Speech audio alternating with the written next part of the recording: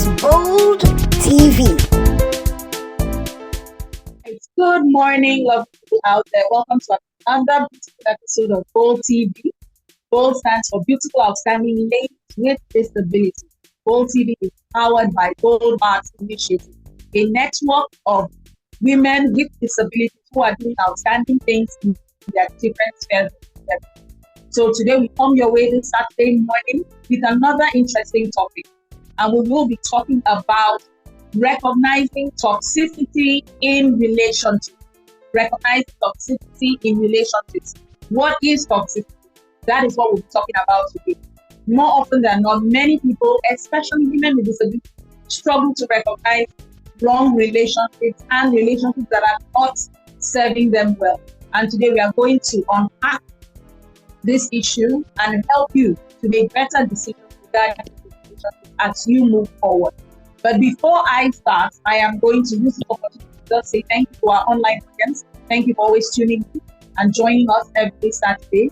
And I'm going to solicit for your support to help us by sharing this video to all the platforms that you're on, social media, so that as many people as possible have access to this information.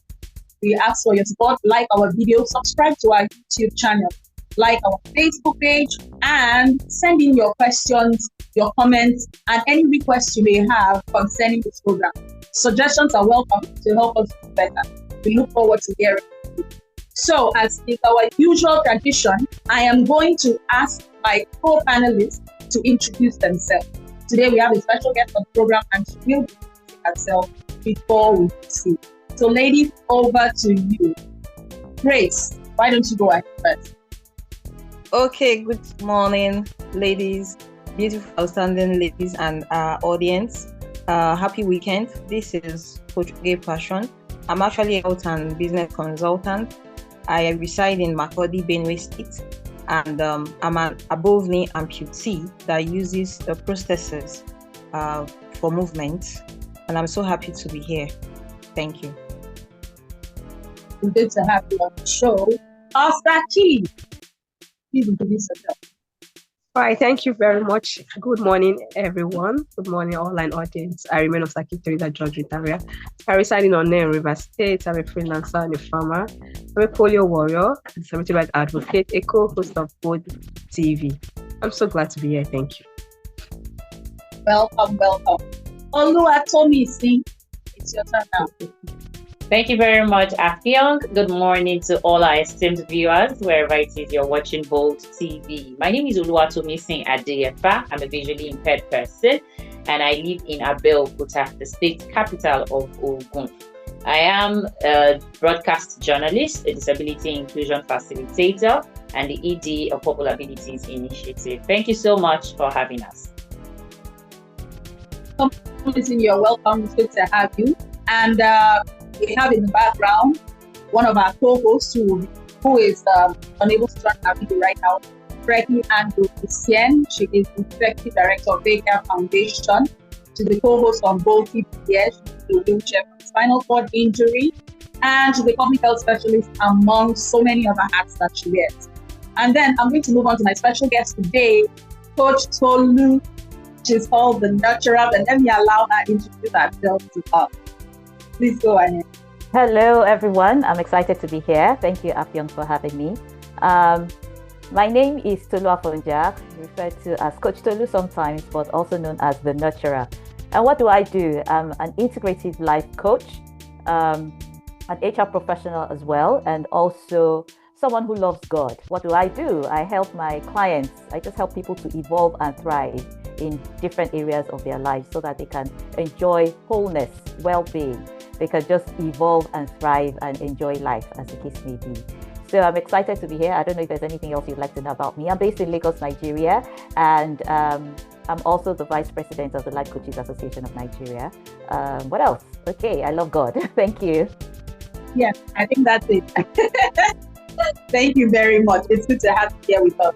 So Coach Tolu is our expert in the house, and she will be helping us throw more light on our topic for today. So before we start, I will introduce myself. I am your anchor and host for today. My name is Afyong Etum. I am a medical science by day, I am also a co-host of Bold TV, a member of Bold Arts Initiative, and I'm also a virtual assistant, and I do some remote work. And it is a pleasure to be the anchor for this program today. So now we're going to dive into our topic for today, recognizing toxicity in relationships. So before we start, we're going to lay a foundation as we usually do. What is toxicity in the context of relationships? Because toxicity does not just apply to relationships alone. There are different circumstances under which you can have toxicity. But today we are focusing on relationships. What is toxicity? And I'd like everybody to just give me their own view. In your personal opinion, what do you see as toxicity? So I'll start with your side. All right, thank you very much, Afyang. Toxicity, I would say it's that pattern of behavior whereby either a particular partner or both partners are receiving negative energy. So there's no mutual understanding, there's problems, respect is gone, the environment is hot, where it's either it's harmful or it's damaged or there's signs of damage. Thank you. All right, thank you. Let's remember to keep our answers brief so we can all go around. Grace. Okay, thank you. So for me, toxicity is actually a harmful experience, either to both party or to the. And in most cases, someone is gaslighted. You are not appreciated, and you are just like you just don't feel yourself in that relationship or that encounter. You are depressed. They don't see you as relevant. You are more like a liability. So that's what I think toxicity is. All right. So negativity, there's no harm to one or both parties. The environment is not just conducive. It's not healthy. All right, Tommy, say what you want to do. All right, thank you very much. Relationship is between 1, 2, 3 persons coming together for a common cause, for something that they both have in common. It could be love, it could be work related, it could be companionship. But one thing is certain, the 2 of you or the 3 of you or the 4 of you are coming together because you have a mutual interest. You have a mutual understanding. Now, that relationship becomes toxic when one of you feels no longer in that relationship. When you exhibit, there's a pattern of either words, behavior, actions that just tends to shove the other person away, tends to, play with their head, their emotions, make them want to question if they even exist in the first place, let alone if they are good enough or they can actually do certain things. Now, toxicity could be subtle and it could be very well pronounced in a relationship, but as long as it makes you uncomfortable, it makes you question your sanity, it makes you feel unlike yourself, then you are in a toxic relationship. Thank you. All right, thank you so much. So now we're going to go to my special guest today to hear the professional view on what toxicity is. Toxicity. Thank you. Toxicity. I love what Tommy said with regards to even expanding it beyond what we think a relationship is, which is just between things. So toxicity in any relationship, whether it is romantic, whether it is filial, whether it's platonic, is that thing that consistently drains you, it disrespects you, it devalues you, causing you emotional, psychological, and even physical harm. It's not just about having a bad day or one disagreement. It's about a pattern. And someone else, emphasized earlier that it's a pattern. So it's a pattern, a repeated cycle of manipulation, criticism, neglect, or control. Sometimes these patterns are obvious, but most times they are even subtle. And especially when they are subtle, we don't get to even identify that we are in a toxic environment or in a toxic relationship. So, but whatever way it is, they chip away your self-esteem, your peace of mind, your joy, your sense of self, your confidence, everything about you. You begin to second guess yourself. You don't even know who you are. People are telling you what they believe in you, but you don't even believe in yourself in any way. So that's just a bit about what I understand a toxic relationship to be. So I've worked with people in the workplace that are in toxic teams. There's supposed to be a relationship in that team, but then again, toxicity, because of the toxicity, they can't perform optimally. Even in the, in relationships at home, intimate relationships, father, mother, husband, wives, children, such toxicity exists, and we need to address. Come to that. Yeah. We'll come to that. We'll come to the different relationships and how, and that's exactly, I'm glad you brought it up because that's our next, question. Now we're going to talk about how does it manifest in personal relations and in professional relations. How does it manifest? So that, one can recognize this thing. If you're in a personal relationship, be it familial, platonic, intimate, or a professional relationship, like you mentioned, part of the team, how does it manifest? So, Coach, I'll allow you to go first. So the manifestation is practically almost the same in different environments, whether in the workplace or between sibling rivalry sometimes, or between husband and wife, boyfriend, girlfriend, and all, as long as there is a relationship of some sort. So how does it manifest? I'll just generalize it. Shutting people down, right? Just insulting them, verbal abuse. There's physical abuse. That's just being physical with people, that's hitting them, beating them, right? It also manifests even spiritual abuse, where they know that it's something you love. If you're a Christian or your faith, as the case may be, something you hold dear to you, that they keep attacking it, and that thing that you value is being attacked, such that you are wondering, does this person really understand what does this person actually love me? Does this person understand me? Is this a good place to be? They keep blaming you for things you did not do, and then you second guess and you're wondering, is it my fault? Maybe it's my fault. Oh, I didn't mean it. They didn't mean it. There's a lack of disrespect, right? People setting you up for nothing.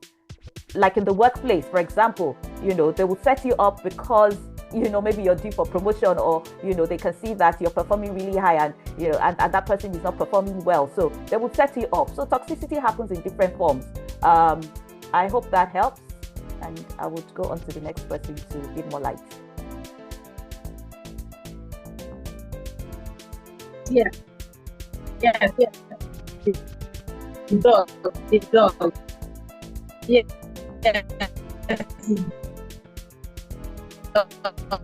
Thank you. So I'll take this delay. So, in your opinion, what way have you seen toxicity manifest, whether in the personal or professional? Thank you very much. Let me start from the professional angle, from the professional setting. Now, these are two things that I have experienced personally. Can you hear me? Yeah. Oh, okay. Yes. So I think after maybe your new thing is functioning or something. So these are two scenarios that I personally have experienced, and I'll start with the professional setting. When you know within yourself that you're putting in your best in your job, but your best is just not always good enough. Your best is just not always good enough. And when you now narrow it down to the fact that you are a person with a disability, more so a woman, you hear those subtle innuendos. She can't be better than the way she is because she's a woman with a disability, and you don't expect the best. So in their own quotes, the best from you. When you feel that subtle innuendos around you in a place of work, even though you're putting in your best. And like what Coach Tolu said, when you just find out that they set you up, they just put you in positions that you're likely going to make mistakes. You're likely going to falter, you're likely going to stutter or stammer or be taken aback. They just put you in those tight situations and then expect you to make magic. Now, for the personal relationship, intimacy, as it were, boyfriend, girlfriend, or husband or wife, you see where you don't feel human. Everything that goes wrong in that relationship is your fault.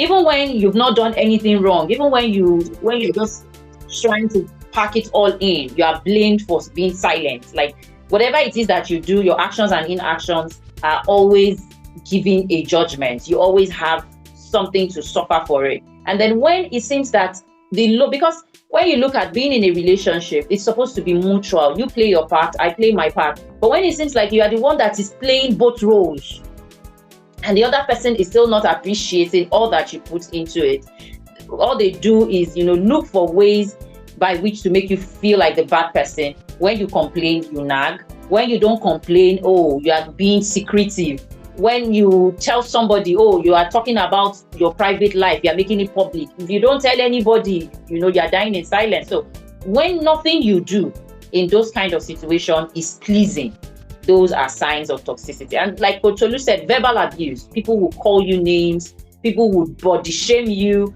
You'll be surprised that husband and wife, even though they are husband and wife, they do it. When somebody says, you see this, your breast, is this how I married you? Look at how it is now, You begin to wonder that, but this is how you begin to examine yourself and, ask yourself silly questions that you're not even supposed to ask yourself in the first place. And so that for me, they are signs of toxicity. All right. Thank you so much. Thank you so much. Thank you for sharing, your experiences with us, because, it can seem like we're just passing on information there. We don't know what it's like. But from what you said, it's a common occurrence. It's a common occurrence, and it's not just limited to people without disability. People with disability are even more at a disadvantage. So since we don't have much time, we're going to move on to our next question, and we'll keep it brief so that everybody can, as many of us as possible, can contribute to this topic, because it's something that I feel needs to be talked about, especially for those in the disability community. So we're going to talk about the impact. We've mentioned what it is. We talked about toxicity, what it is. We talked about what how it can manifest. We have by no means exhausted that, but we're going to move on. So now we're going to talk about the impact. What impact does it have? Or what impact can it have on an individual, especially for that woman with disability? So, Oge, I'll let you go. You go first on this. All right. Sorry, my background is a bit dark. I am sort of not having light here right now. Okay. So what impact does this toxicity have on women or on a relationship, especially for people with disability? I would like to say that love is a fundamental human need and right, and everybody deserves it, whether you are a man or a woman or a person with disability. We all deserve that love, that respect. It's quite unfortunate that a lot of people, probably when they have issues, they are being gaslighted, or they don't even have an issue, but maybe due to jealousy, some people will begin to gaslight you and make you doubt yourself. So when someone is experiencing this thing called toxicity, one of the negative impacts it has on that person is that you're going to experience gaslighting. You are going to be less appreciated. Sometimes even blatant lying. Someone will lie, something that is obvious. Your partner will tell you it is a lie. No, it never happened. And you'll be like, is it that I am not understanding what is happening again, or I'm not seeing again? You could even be saying, I know I have a disability, but I've not had this kind of, memory issues. My disability does not affect my memories. How come this person is telling me that something that happened in my very eyes, something that I did, is no longer what it is? You understand? So it can be painful, it can be hurting, it can be degrading, it can be depressing. You understand? So these impacts are really not good. I've also had someone sharing one time, I think that was early when I had a disability, and someone was saying that she wished that her disability happened to her before marriage. Why? Because she married without a disability, and when she now had an accident, the husband began to, act funny after some years, started regretting and saying that this is not how I married you. You were so beautiful. You had your two legs. You were doing this. You were doing that. But now you can't even do things. And at that time, I think the marriage was at the verge of breaking up. You understand? So she was depressed and sharing her experience on social media. So you can imagine, of course, if that is a man, the lady would be there for him. But in most cases, when it becomes a woman issue that has a disability after marriage, the woman is now trying to, beg or it's like a pity something. The man is doing her a favor. So these things have a way of working on our mindset, making us depressed or seeing ourselves less. It tells on the way you carry yourself, the way you do things, because you see yourself less. Okay, sorry. So that is what I have to say. The impact is depressing, it's negative. Thank you. Yes. All right. Thank you so much. Mosaki, briefly, please just share one thing that it does, one impact it has. Okay, thank you. An impact I think it has, it's isolation from loved ones. You just see yourself entering your share. You that was one time the outgoing type, the type that speak up, that wants to be in the limelight, all of a sudden you're no longer interested. Everything looks like I don't want. You're just going in into your shell. You don't want to even meet anybody or talk to each other. You don't want anything. You just want yourself. And that's a big one because help will be difficult. Thank you. All right.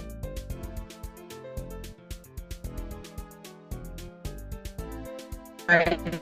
Okay. So thank you, Osaki. Coach T, do you want to add to that? Just one thing, so we can, move to the next question. So I'll just add health issues to it.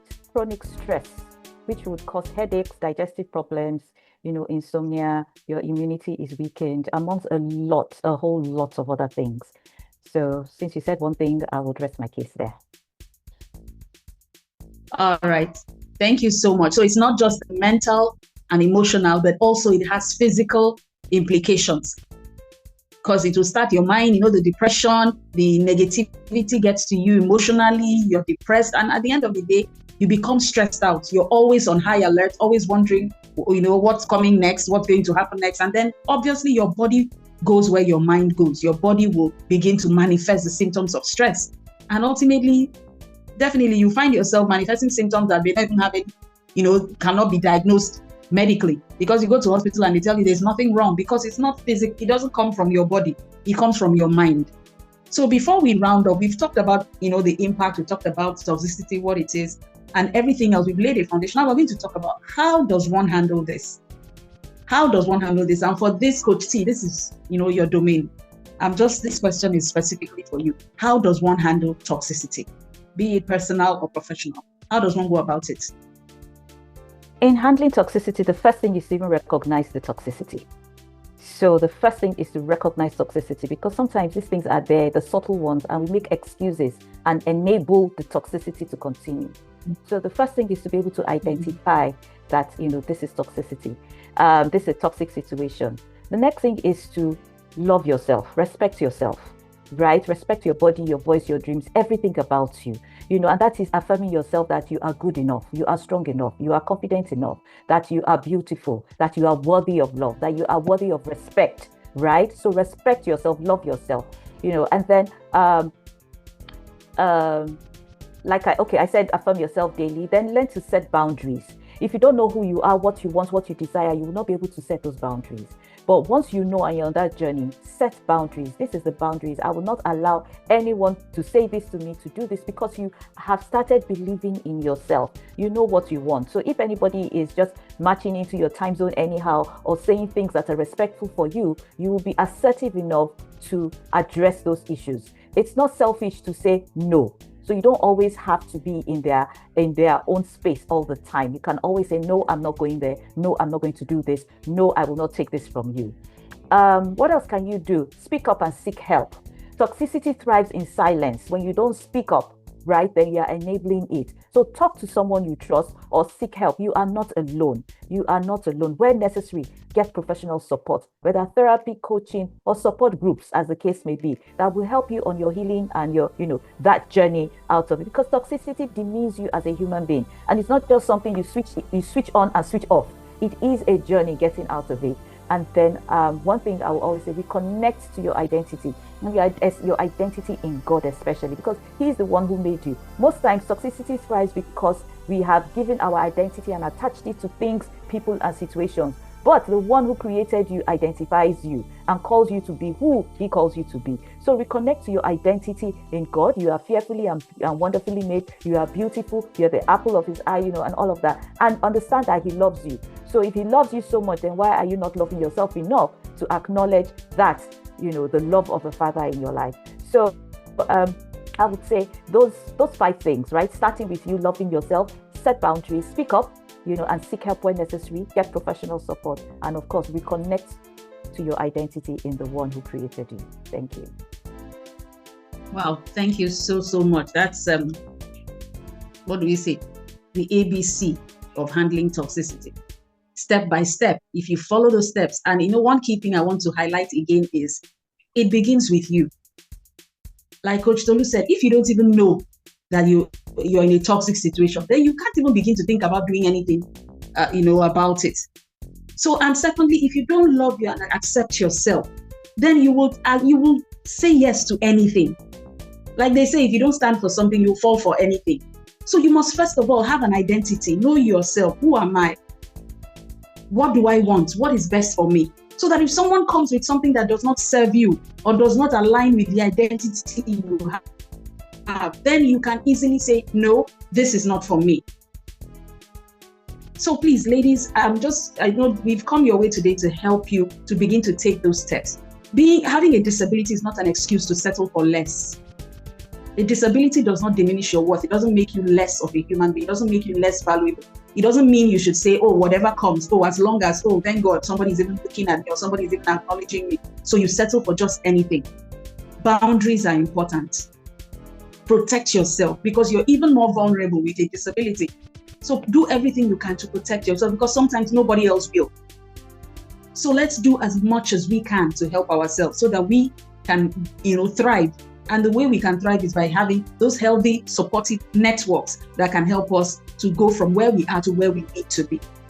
So I hope that today we've been able to empower one person, at least one person out there, to help you to take that next step, to summon up the courage to move out if you need to walk away from a toxic relationship or to avoid getting into a toxic relationship. So once again, we've come to the end of another episode and we are glad that you've been with us for the ride. And I just want to use this opportunity to say thank you, Coach CT. Thank you so much for joining us today. It's been a pleasure and we have definitely learned a lot. I want to say thank you to my ladies here, my co-hosts. Thank you, Osaki, Oge, Tomisin, and thank you, Freki, for powering the engine behind this. Thank you so much, ladies. So until we come your way next week, same time, Saturday, 10:30 a.m., look out for us on YouTube, look out for us on Facebook. We have lots of valuable content on those platforms. You can check us out. If you want to support us financially, please, we are very open to receiving your support. If you want to come on the program to share your opinions, to share your story, you are very welcome. Please do well to share this video far and wide. If you know someone who may be in a toxic relationship, they will benefit from this. So go ahead and share and look out for other contents that will come your way, even as you subscribe to our YouTube channel. Thank you so much. Our email address will be scrolling on the screen. You can send us your questions, your comments, whatever it is you want to share with us, and we'll be glad to hear from you. So ladies, till we come your way next week, let's unmute ourselves as our tradition and just say goodbye to our online audience. So bye-bye, everyone. Thank you for being with us today. Bye. Thank you.